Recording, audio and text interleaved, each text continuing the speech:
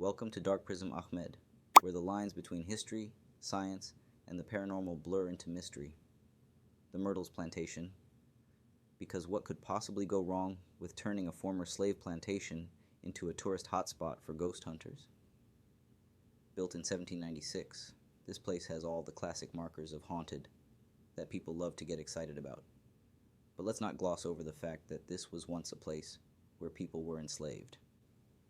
If any place is going to be haunted, you'd expect it to be somewhere like this. Take Chloe, the plantation's headlining ghost. As the story goes, she was a slave who got caught eavesdropping.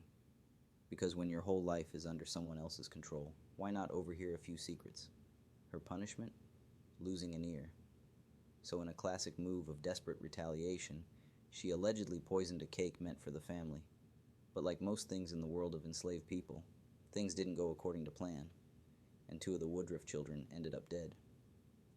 The other slaves, probably terrified of the consequences, hanged Chloe, and now, supposedly, her spirit roams the plantation, turban and all. You could say she's the plantation's permanent reminder that there's no justice in these walls, just tragedy that keeps echoing. And then there are the other ghosts. Former slaves and children are said to haunt the property, appearing on the verandas or inside the house. Some say these are the souls of those who suffered here, which honestly makes perfect sense. How do you just move on from a place that never let you live in the first place? The ground itself feels heavy with the weight of that history. And let's not forget the famous haunted mirror. Visitors claim to see the faces of Sarah Woodruff and her children trapped in the glass, or handprints that refuse to fade. Whether that's folklore or something more, it's hard not to feel like the past is literally staring back at you in a place like this. Paranormal investigators have been all over this place since the 90s, documenting strange voices, doors opening on their own, objects moving. But as a black person, I can't help but think, of course it's haunted. When you build something on generations of suffering, that energy doesn't just disappear, it lingers.